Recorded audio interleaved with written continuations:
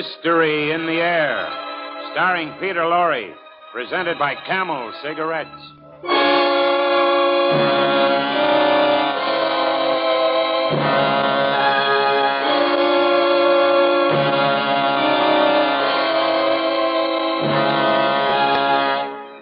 This, dear friends, was the man Philip Gentry, or Reverend Pierce, or whatever other name he may choose in eternity, the man whom we bury today.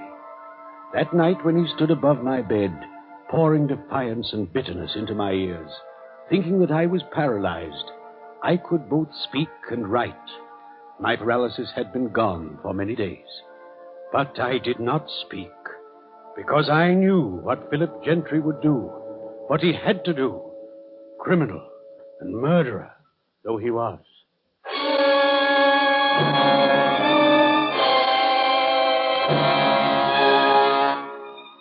Each week at this hour, Peter Lorre brings us the excitement of the great stories of the strange and unusual, of dark and compelling masterpieces culled from the four corners of world literature. Tonight, Beyond Good and Evil, starring Peter Lorre, brought to you by Camel Cigarettes.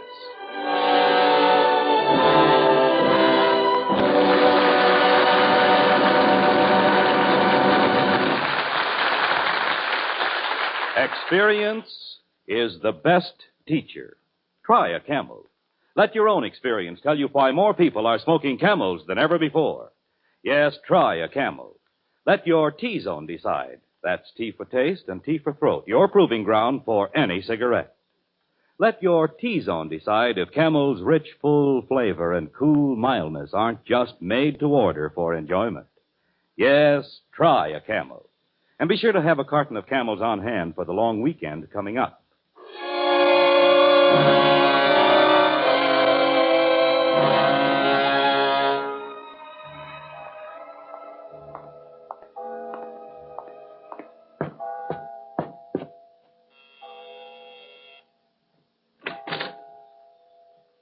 Why, Reverend Pierce. Hello. Good evening. Good evening, Lucy. Is Reverend McKillop still awake? Oh, yes. We don't put him to bed until later. Evening service over already? Is it over?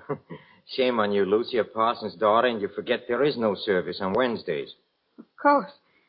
You've come to read to Father. Well, there's so little I can do. If he were able to let us know in some way. I can tell by his eyes. Whenever you're here, they fairly glow. Oh, I suppose that helpless as he is, not able to speak or even to write, my visits are at least a diversion. You're much more than a diversion. You're his hope. No, Lucy. The Lord is his hope. Oh, yes. The Lord struck him down with paralysis, and in time the Lord will surely free him from it. Well, I'll go in and try to cheer him up. Good evening, Reverend McKillop. Good evening, good evening, good evening. Yes, McKillop, you hang on my every word, and you never talk back. You never have, except once, and after tonight you won't get the chance. Huh? Speak up, Reverend, why don't you? No, of course, the cat's got your tongue, huh? Yes, tonight is your last chance, Reverend. Tonight is the consummation, finish, the end, Act 3 curtain on a great play about death and redemption, about good and evil. And I won't shrink from your eyes, McKillop, see? Your eyes can't kill, but I can kill.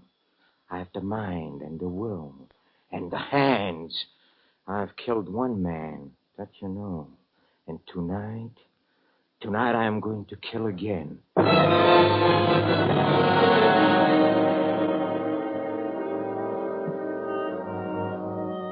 Yes, Reverend McKillop, you know who I was before I became the Reverend Howard Pierce, pastor of this good and godly community. And you know my real name, it's Philip Gentry, but you never knew the soul of Philip Gentry, the contempt, the sum of evil that was in me that night it all began. Yes, it's now 3 months ago. What a stormy night. I was crouching in a swamp with a man named Mac, because we had just escaped from prison, hiding like animals in the deep mud and ooze, alien from the whole entire human race. Gentry, where are you going? The highway, you idiot. Got to make time before daylight. Before the rain stops. They'll bring out the bloodhounds in the morning. Yeah, okay, you're the boss. There's the highway now. There, beyond the fence. Well, so what do we do now? Where do we go? Let's split up. I'll meet you in Chicago later. At Gus's place. Yes, at Gus's place in 2 or 3 weeks when the manhunt cools off. You won't let me down, will you, Gentry? I said I'll meet you. Now get moving. Go on, fast.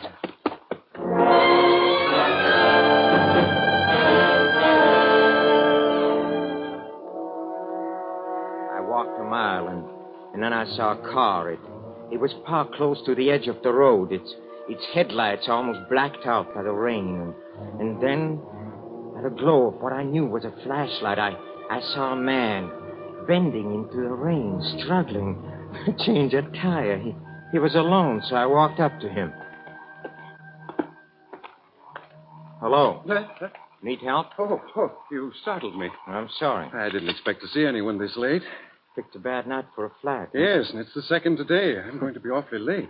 Here, come on, let me help. Oh, no, thank you. But if you would hold the light. Oh, sure. Come a long way? Yes, from Detroit. I'm on my way to Carlton. I was Carlton. supposed to get there this afternoon. I'm the new minister there. My name's Pierce. Didn't notice you were a preacher. Yes, I'm taking over for old Reverend McKillop at Grace Church. Reverend He's McKillop, been in bad yes, health, sure. so I'm taking his place. Yes. Oh, my, this bolt is stubborn. I can't seem to get it to... Come on, let me have the wrench. No, really. Just hold the light. I said give me the wrench. Well, all right. It's awfully good of you. Come on, give it to me. No, wait. I need wait, what your are you doing? car, Reverend No, Pierce. no, You are please. going to be Please, even no, later no, than you thought. No. Oh. Be quiet, you!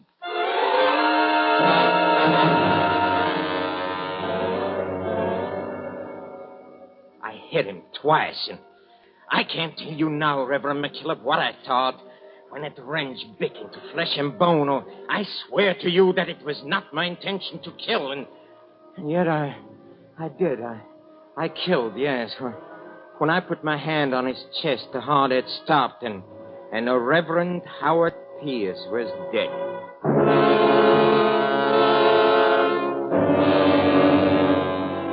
Yes, Reverend Pierce was dead. Very dead, so I buried him. I buried him in my prison clothes, and soon I was dressed in his clothes. Oh, I had on his decent black and turned around collar, and I was rolling this way. And at the city limits of Carlton, my own destiny stepped in. I was stopped by a traffic cop. Let me see your license, buddy. A license. Oh, yeah, I'm a... Here it is. Howard Pierce. Occupation. Oh, minister. I didn't notice. Well, what is it, officer? Is that speeding? No, we're checking all cars on this road. There was a break at the state pen. 2 prisoners escaped. Yes. They might come this way. I see. But I won't hold you up any longer, Reverend. You going far? Oh, no, Carlton. Well, say, this is Carlton. It is? Oh, yes, there's the sign. Say, I get it. Imagine me not catching on right away. Catching on? Sure, you must be the new preacher for Grace Church. Oh, yes, I am. Well, I'm Charlie Owen. I sing in the Grace Church choir, baritone. You going to the parsonage now? Yes, I was. Well, it's a little tricky finding it. I'm going into headquarters now, and I have to go right by Reverend McKillop's house. Oh, that's You nice. follow me. Thank you, son. It's very nice of you.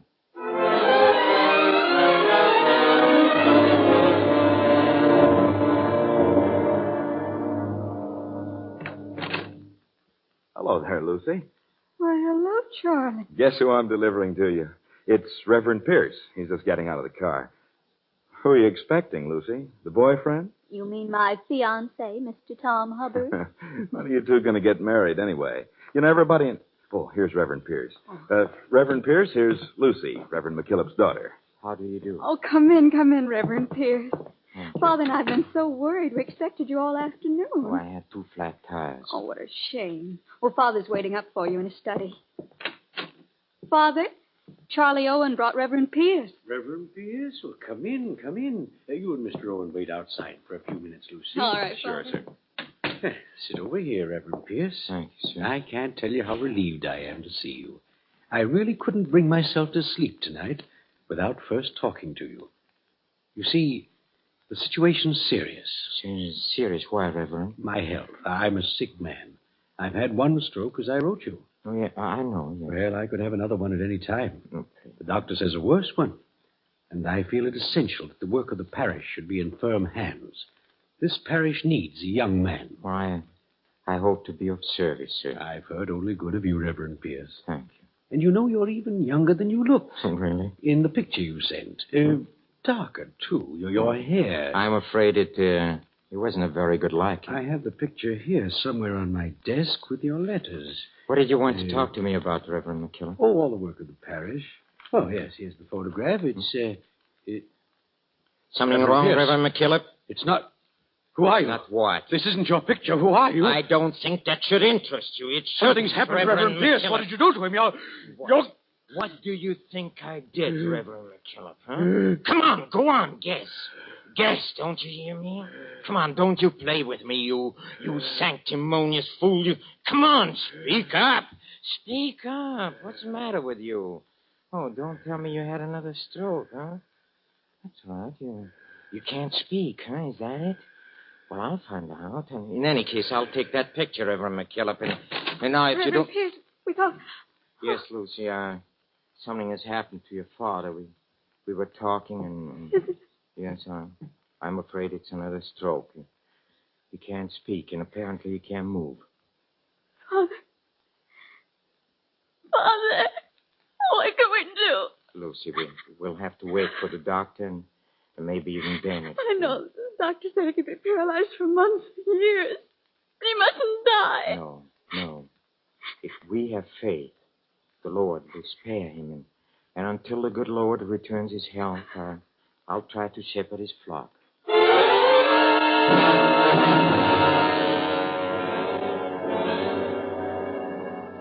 Yes, and since that first time, Reverend McKillop, you've never opened your mouth again.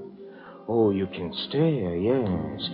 Stare as hard as you want. That doesn't bother me, because your stare cannot kill, but I, as you know, I can. And I will, Reverend McKillop.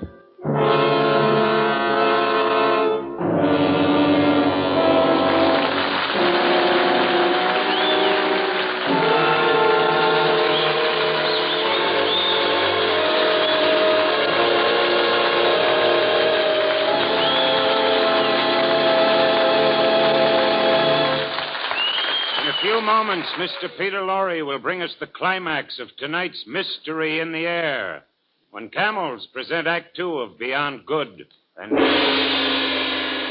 Ask a sports champ in any field what helped him most toward success, and he'll probably say experience. Yes, experience is the best teacher. Take bronc riding champ Jerry Ambler. His most recently won sports crown is the Saddle Bronc Championship of the World. Experience? Why, say, Jerry's been riding broncs for 18 years. Yes, as he recently said, experience is the best teacher. In bronc riding and in smoking, too. A cigarette for me is Camel. And there, Jerry's like thousands and thousands of other cigarette smokers who smoke just about all the different brands during the wartime cigarette shortage. Well, experience like that was bound to make people experts in judging the differences in cigarette quality. And on the basis of that experience, thousands and thousands of people decided they liked Camels best. Yes, they learned that for rich, full flavor and cool mildness, the cigarette for them is Camel. As a result, more people are smoking Camels than ever before. experience is the best teacher. Try a Camel yourself.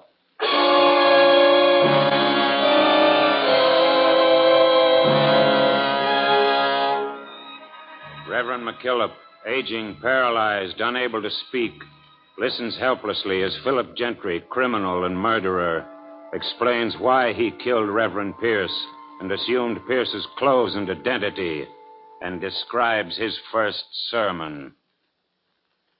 And so, in conclusion, dear friends, remember the agony of our Lord was shared by two thieves.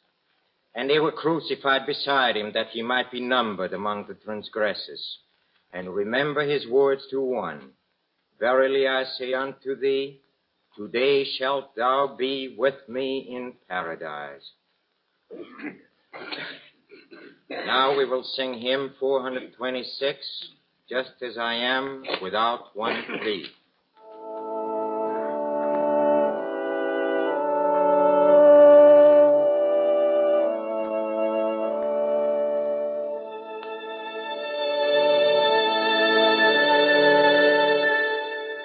That was my first sermon, Reverend McKillop.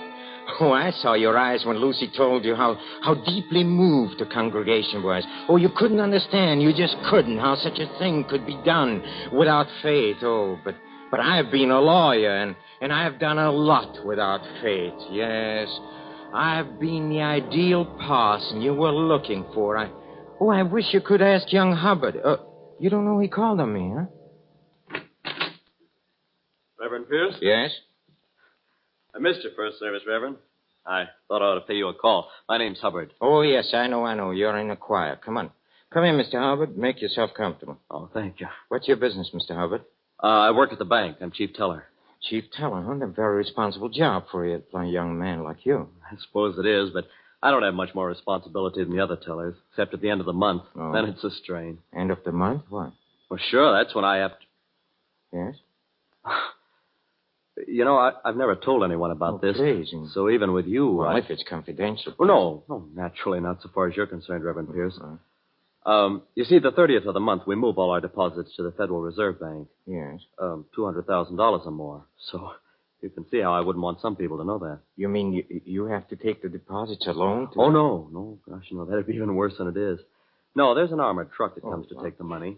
Surely the bank takes adequate precautions. Well, I have a gun, and there's an alarm system, but... You see. Well, the thing is, I'm all alone. Huh? Sometimes when I'm sitting there at my desk, I think how easy it would be. Why?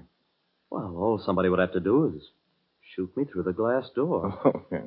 Even if the alarm rang, it would be 10 minutes before the police got there. Oh, Mr. Hubbard, after all, it's a very quiet community, no? Well, I guess that's what the directors of the bank figure. Only possible danger I can see would be from too many people knowing what you've told me. I mean, wrong people. And you say you don't talk. So... Oh, no. No, Reverend Pierce. I've never told a soul except you.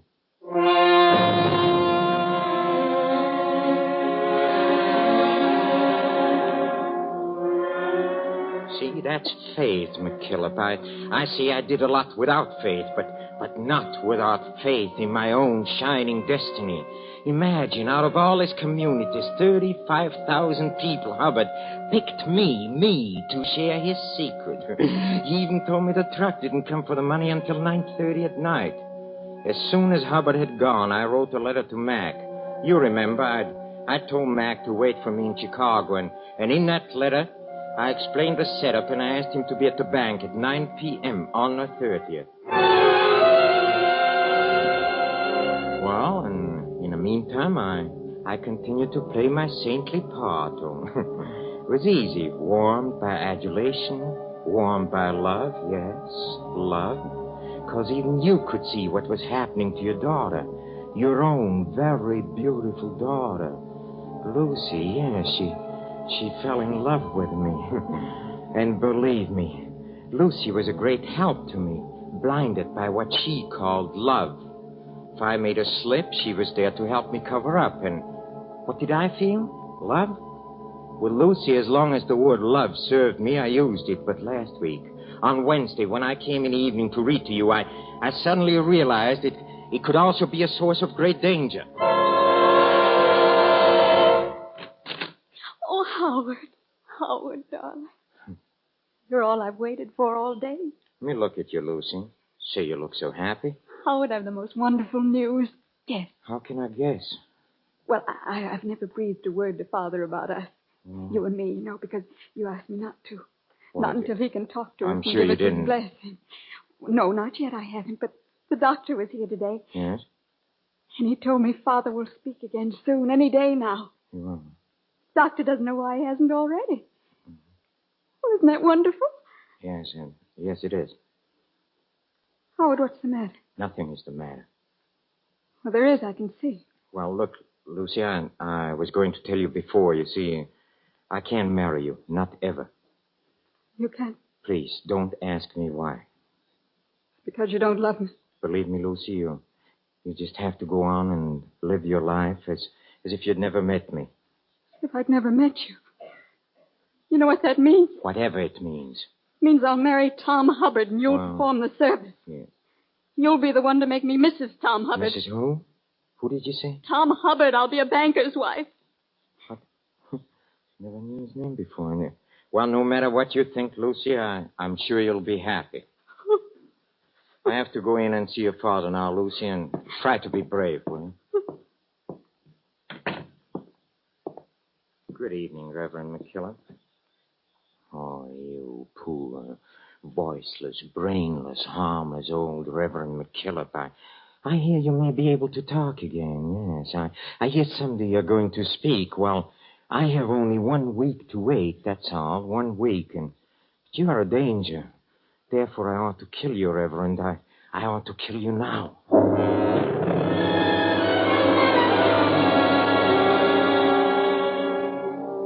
Oh, don't ask me why I didn't kill you, Reverend McKillop. I suppose it will always be distasteful to me. It's a job for cruder minds, and if it happens that my neat habits turn in a good deed now and then, that doesn't make me a Boy Scout, does it? I might not like to think of Lucy, only 2 days married, so soon to be a widow, so soon in half an hour, yes, because in half an hour, Mac is going to shoot Tom Hubbard as he sits at his desk. And in half an hour, I'll have $200,000 and I'll be free, you hear?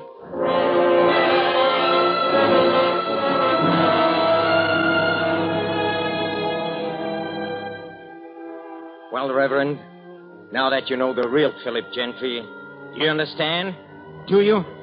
No, I doubt it. I doubt if you, with your good book and your years of tending the good sheep in the rich green pastures here, could ever understand 1/10 of what a man like me feels. Doesn't matter. I don't need your understanding. I don't. Good night, Reverend, and sleep well.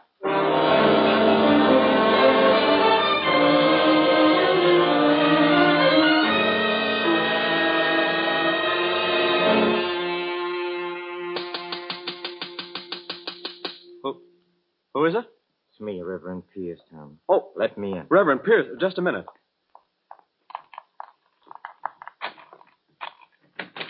I wanted to make sure. You see, this is the night when the truck comes. Yes, I remember. That's how I knew where to find you. Oh. Well, did you want something? Yes. Lucy's feeling sick. I came to send you home. Lucy? But I can't. I have to stay. I can stay for you.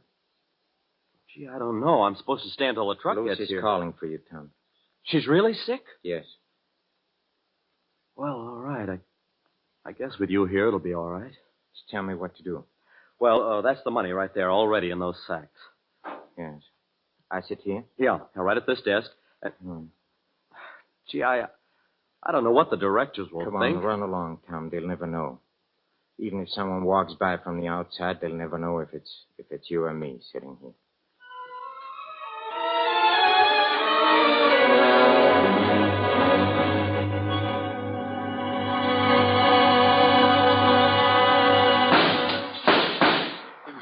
That got him right through the head.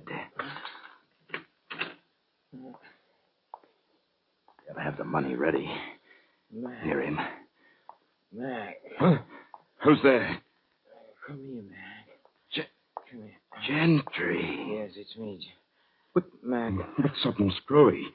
You said in your letter that... No.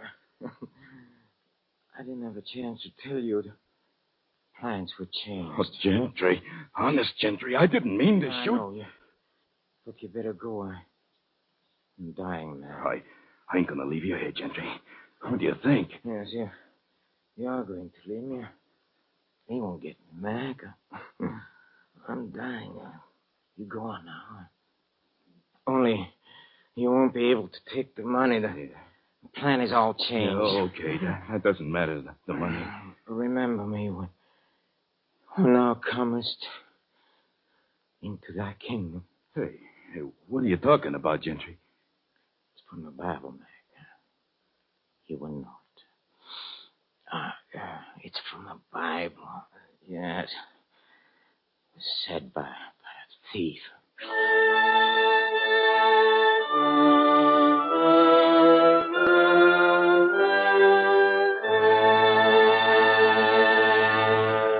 This, dear friends, was the man Philip Gentry, or Reverend Pierce, or whatever other name he may choose in eternity.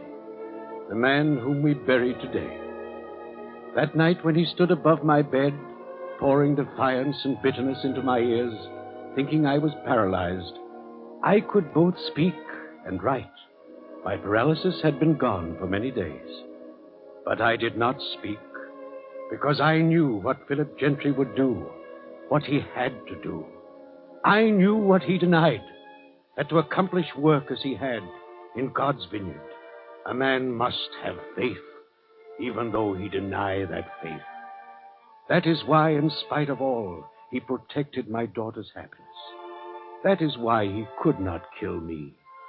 For the work he did here had molded him, in spite of himself, into a man who is truly a servant of God. To such a man our Lord would say, "Verily I say unto you, today shalt thou be with me in paradise."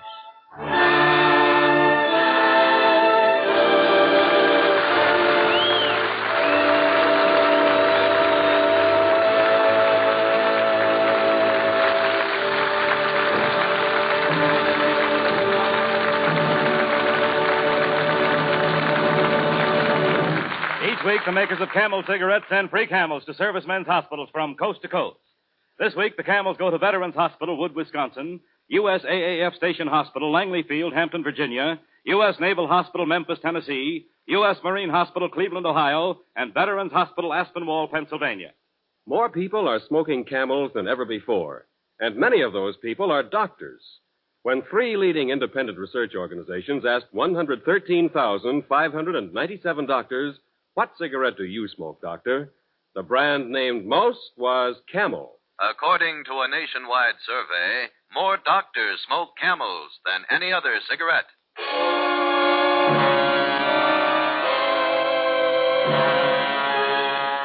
Next week, Mystery in the Air, starring Mr. Peter Lorre, brings you The Mask of Medusa by Nelson Bond, with a special musical score composed and conducted by Paul Barron.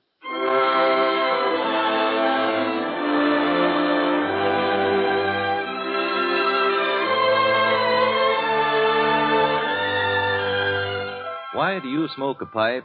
For pleasure, of course. Then get the tobacco especially made for smoking pleasure, Prince Albert. Ask for mellow, mild Prince Albert the next time you buy tobacco for your pipe. And the extra pleasure you'll enjoy will tell you why more pipes smoke PA than any other tobacco. Prince Albert's choice tobacco is specially treated to ensure against tongue bite. Crimp cut to burn slow, smoke cool. Ask for Prince Albert.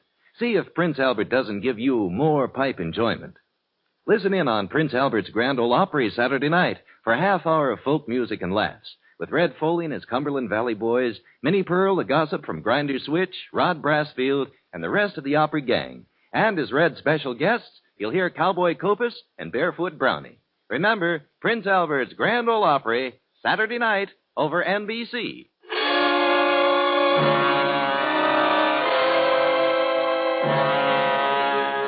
Listen again next week at this same time when the makers of Camel cigarettes present Mr. Peter Lorre in Mystery in the Air. The artists supporting Mr. Lorre tonight were Henry Morgan as the voice of Mystery, Peggy Weber as Lucy, John Brown as Reverend McKillop, Howard Culver as Mac, Jack Edwards Jr. as Hubbard, and Russell Thorson as Reverend Pierce. This is Michael Roy in Hollywood wishing you a pleasant good night for Camel. This is NBC, the national broadcasting company.